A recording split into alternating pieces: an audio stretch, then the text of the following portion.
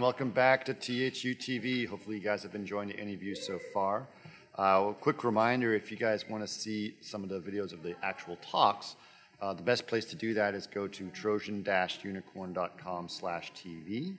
And you can subscribe there and pick up the whole package of the entire THU 2017 show. It's actually a really great deal. I believe it's €59 or something like that, but really good. And you'll be able to get any of the talks that are able to show what they're allowed to show it. They put up there, so it'll be really cool to see that.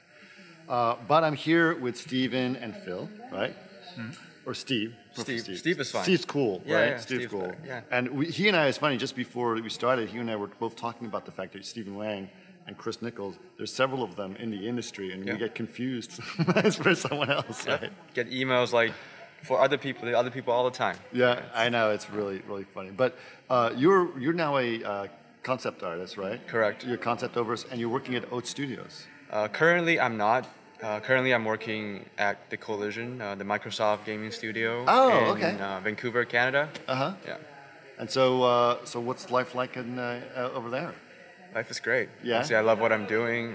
It's very relaxing. Like I just kind of jumped from Oats to Microsoft, so I went from a film, very intensive, kind of schedule into Microsoft and into video game, where it was like, okay, you can get several days to do your work.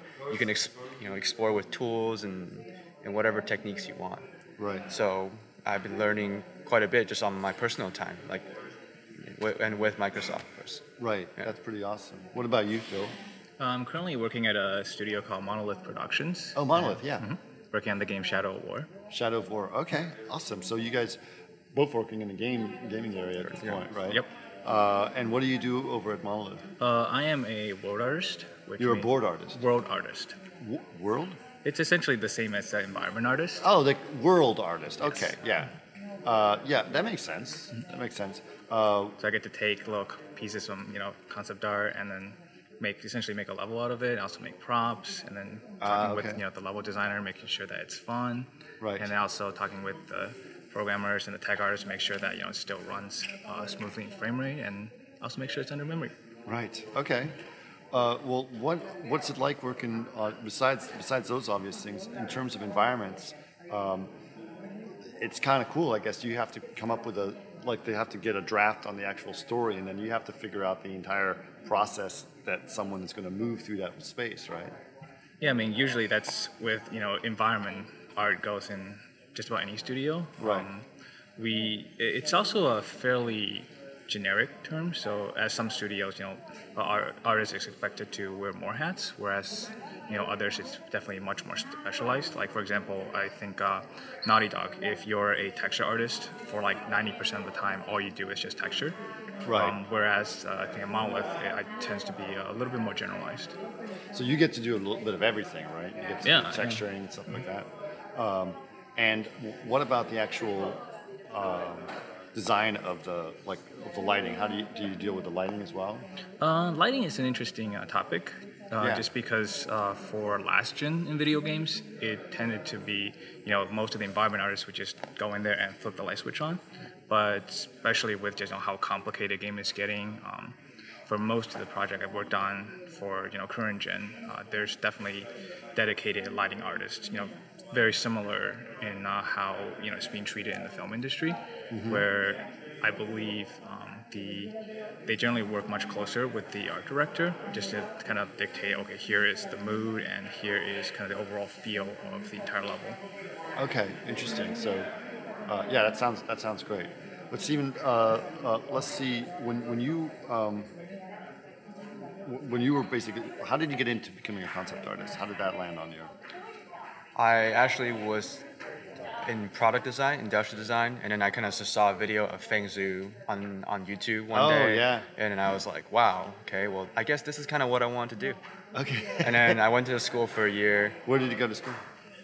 It was 2012, I believe. No, where? Oh, where? Singapore. In Singapore. In Singapore. So that's where he established the school. I had no choice. Okay. I went there for a year, and then I came back to Vancouver and basically kind of just started working.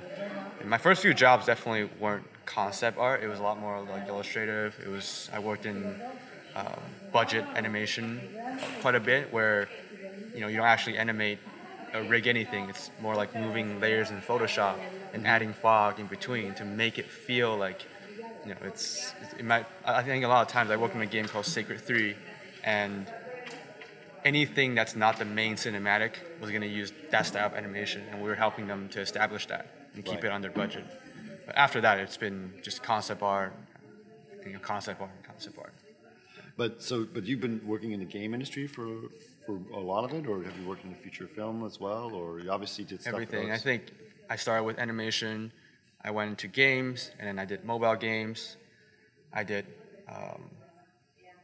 films for the Chinese film industry for a little bit, and I did 1 or 2 feature pitch. I didn't actually work on the full feature film, and then I went to Oats, and then after Oats, I guess Microsoft would be my first like kind of full-time in-house AAA game experience. What was Oats like? Oats was awesome, man. Oats was like, I just walked in and he completely caught me off guard because he had all these, it's almost like a giant showroom of the props that Neo collected throughout his film career, right? Moose, Chappie, Elysium, and all of that. And what's really cool, because I'm a concept artist, so there's a bunch of Sid Mead drawing, like originals, framed. Yeah. And it's just lying in the corner. So I'm You like, know that hey. Sid Mead was one of the guests the first year that I came to THU. Oh, really? Wow, they managed to get him. Yeah. Great. Yeah. So he's a pretty interesting guy. Yeah, but you could learn a lot from just hearing him talk. Was he talking about? He was talking about his career and stuff, and struggles of what it is. Okay. He's very successful. Oh, super. Yeah. So he's doing really well. I'm sure he's going down in not only design history but art history in itself. He started. Yeah. I mean, he didn't just design things for. That's the thing, right? So as both of you guys are, design things and model things. He didn't just do it for films. That films was just something he did on the side. He did it for like illustrated things for car commercials or concepts of this or anything. So it was pretty interesting. But yeah, Oats sounds like amazing to have been there. But it's not run like a normal studio. Oh, absolutely not. There's no hierarchy at all, right? Absolutely not. It was basically you get to talk to Neo on a daily basis. Actually, no, he would talk to you regardless. Like even if you don't want to talk to him, he would talk to you. Right. Hey, what's going on with that concept? What's going on with that? And that was really cool because the feedback was instant. There wasn't skip a whole bunch. Oh, a whole bunch. There wasn't any emails. bunch of yeah. Yeah, and there's no waiting time, right? Usually there could be a couple of days of waiting in normal studio, but it was instant. Or you can walk over to his desk and be like, "What do you think about this? What do you think about that?" And the fact that there's no hierarchy, for example, like there's no junior concept artist and then, concept artist lead and so on and so forth, means that me and, for example, Ian Spriggs, he's the character artist. He's got way more experience than me, but the fact that there's no hierarchy means that I kind of talk to him like we're just buddies and we're like equal or something. Right. And that was a really interesting experience to me because there was no like intimidation factor. Right. And everyone was really like friendly. Like you go out for lunch every day. We play ping pong a couple hours a day. Right. And then and these are probably these are the friends I still keep even though I'm not at Oats anymore. Right. Yeah. That's awesome. Yeah. That's awesome. Now, how have you been in video games the whole time? Yeah, I've been in the game industry for about 4.5 years at this point. Okay. So. And what led you there? What got you interested in it? Well, I've always wanted to be a video game artist ever since growing up playing World of Warcraft, Halo, and I went to a school in the essentially in the middle of nowhere called the University of Illinois at Urbana-Champaign. Okay. Yeah, and I majored in industrial design, and essentially it was. It's interesting. You both had industrial design. I didn't know that. Yep, it's awesome. That's interesting. Was it like product, more like product? Yeah, it was definitely more product based, but me, being a huge geek at the time, still am. I would spend all of my time. It's like, okay, here's a assignment, whether it's like, okay, design a cup, design a toaster. I would get that done really, really quickly. I didn't care if I got a C on it. And then I would take the knowledge of, drawing stuff in perspective and ortho, and I would just design guns, mechas, fantasy swords, all sorts of stuff. Very similar story. It's awesome. Yeah. Oh, really? It's interesting.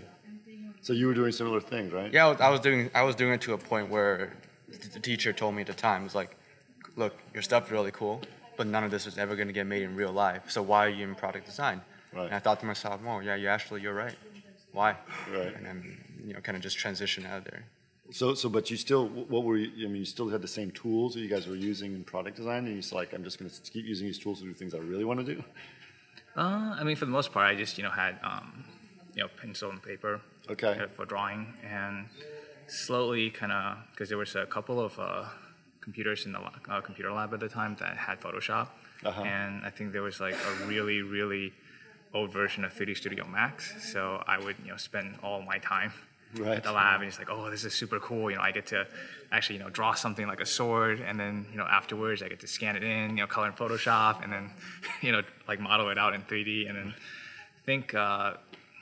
Back in the day, there was when CG Society was a much bigger deal. I would always try to work up the courage. Like, oh man, it's like look at all these people doing all these amazing things. I would try and work up the courage, and it's like, oh, try to say, okay, I gotta make something cool and post it. And somehow just right when I'm about to hit the cement, it's like, nah, this is never gonna be good. Right. And so I ended up just browsing CG Society and trying to kind of look at what some of the artists were doing there, and it's like, oh, this is this person did a really cool portrait, or this person did a really cool landscape, and I'm just trying to kind of see, like look at their breakdown, look at how they did it, and trying to do something similar to it.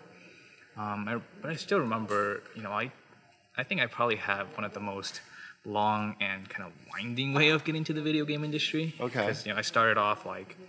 Everybody else does, like, oh, I want to be a concept artist. It'd be cool to go into a video game. Like this guy. Sorry, I'm sorry. Yeah. Well, yeah, it'd be so cool to get into industry and draw an idea and get to see everybody model it and follow it. And for a while, I think that realizing it's like, I've definitely put a lot of hard work into it, but it's probably like it's just never going to happen at a certain rate, where I need it to be improved. Like it's like I feel like everybody's skill was like up here, and for me to catch up, my skill was always kind of like lagging behind in a way. And so at the time, I think this is like 2009ish. So I transferred to an actual art school, Savannah College of Art and Design, where they had a video game a lot program. of SCAD people. Yep. Yeah. They have a video game department there. Right? Yep. I didn't know that. And they also had a visual effects program as well. That. So I was looking at some of the stuff that was being done for both film and video games, and visual effects at the time. I was like, oh man, it's like I get to put like 1 million polygons into Maya, and then I get to put like 8K textures, and essentially for me there was definitely the freedom that came in with visual effects. It's like, okay, here is much more of a bigger canvas. I can paint stuff on. It's like I can create massive environments, super epic stuff, without having to worry about how things to run at real time. Right. And unfortunately, this was also the time when the visual effects industry was kind of really struggling. And I remember. I was there. I remember. I had an interview with Rhythm and Hues. Oh my gosh. For I believe it was a junior texture painter position. And I don't know why, but something. This is. I mean, I don't believe in kind of fate or anything like that, but there was just something in my gut that said, "Don't go to that studio. Don't go to that studio. Don't go to that studio." And I'm thinking, it's like, okay, this is crazy. It's like, why not go there? But somehow, I stuck to my gut. It's like, you know what? It's like I can't take this job, so I think I turned them down, and then within about 6 months later, 9 months, the studio shut down. Yeah. But you ended up working in the game industry. That's a pretty cool job, right? Yep. I think it was definitely it was an interesting timing. So after the visual effects industry went down, I was like, okay, well, I got to do something to find a job in the industry, and so I ended up building a game portfolio. And then sending it out to a bunch of different companies. And I remember there was one company that got back to me, and they're like, hey, we like your stuff, and here is an art test. If you do well on it, you get to work on God of War Ascension. Right. And I was like, oh, this is super, super cool. I'm going to spend like 3 weeks, working my butt off and just not really attending class or doing any of the homework. And unfortunately, I bombed the art test in a very spectacular fashion. Oh, that's too bad. And for a while I was really sad. I was like, oh man, what, how could this happen? It's like I've spent so much time trying to make it into the industry and to get a no. But I felt like that failure in many ways kind of really prepared me for the industry better than if I just got accepted, because I feel like it's definitely forces me to take a step back and look at my skill in a very unfiltered sort of way, and it's like, okay, where is some of the studio I want to work at, what are the level of content that they're producing, and clearly it's like what where is my stuff, the quality of my stuff is at, and it's all about how do I find information and bridging that quality bar. Well, I'm glad you brought that up, and I want to ask both of you guys, but I'm going to start with you, Steve. What do you think has happened in the world of where you guys are, where you're artists or 3D guys or whatever, and how sites like ArtStation, for example, how does that play a role in terms of exactly what he's describing, where you gauge where you are compared to other people or other studios and get feedback and everything else? It's almost very obvious now, right? If your stuff don't make it on ArtStation page, our front page or whatever, it's almost like, well, then it must not be good or something. Right. I think it's. I don't think that's the case. But it's definitely not the case. It's definitely not the case. Right. But I do think it's getting just harder and harder to compete with all because what ArtStation did was bringing all the artists in the world into one platform, and everyone now has this platform to show off the best of the best work they have, right? And I also see a merge in all the disciplines, right? So now 3D, I feel like 3D is getting to a point where it's easy and fast enough that 3D artists could pull off concepts, and concept artists could pull off almost production-ready 3D models. In fact, I've worked with many 3D artists that used to be 3D artists, but they just got so quick at their work. Now they're concept artists, and we work together. Yeah, well, when I worked on Tron, back in the day, David Levy, who's going to be coming up next, but he's a friend of mine, and we sat next to each other. Yeah. He's a concept artist, and I was a visual effects guy, and we worked together. This is, by the way, very rare. It hardly happens, as you probably know, as a concept guy. But we worked together, and he worked in 3D. He worked entirely in 3D, and he would hand me his models or his ideas and say, try this out. Tell me if this is going to work in the scene. Yeah. And so we would work together that way. And but yes, some people just work. Ben Proctor was the first person that I knew who just works directly in 3D. He only used a Softimage, which is now a dead product. But, but yeah, that's the way it was. But I think you're right. I think that the social media aspect that is involved in showing your work or understanding your work and getting the feedback is important. So, Phil, what do you think about the role that plays, and how does that help you, or do you think there's a disadvantage there in certain cases? I think it's both an advantage and a disadvantage. Okay. And one advantage is that with such a massive following ArtStation, that anybody can go like, oh hey, here is my artwork, and if it's good and people like it, then it's definitely you have a large amount of audience, access to that, and it's definitely a good way to promote your artwork. But like what you said, at the same time, just the insane amount of competition that there is. Yeah, and it's I feel like artists are always having to kind of work, the extra hard. It's like, oh no, I got to make sure that I'm always at the top of my game. It's like, look at what these other artists are doing. It's like if I slack off, or if I don't do my best, then there is definitely that fear of like, oh no, I'm just gonna get really behind what everybody is steaming ahead. Right. I think it's interesting to think about that the whole structure of it, the way it works. I think it does help. I think if artists who are not very good at taking things objectively, they usually take things very personally. Yeah. But if they did take things objectively, there's actually a massive benefit of looking at these sites, right? You get to be able to judge things. You get to comment on things. You get to be able to make things. You get to better yourself in a lot of ways. But it is with online education being so prevalent, with CGMA, Gumroad, and a whole bunch of dozens of others, really, really, really high quality online education websites. Almost anybody, who wants to be a character artist and be like, oh, I want to learn from a Naughty Dog character artist. Like, well, here is an online class, and it's for like $800. You get to spend 8 weeks with this guy, and he will, critique your stuff along the way. Right. And yeah, the amount of information and I guess the availability of just some of the best artists working in the industry and willing to just sit down or online with students and critique their stuff, I think is just absolutely amazing. Yeah, I think it is important.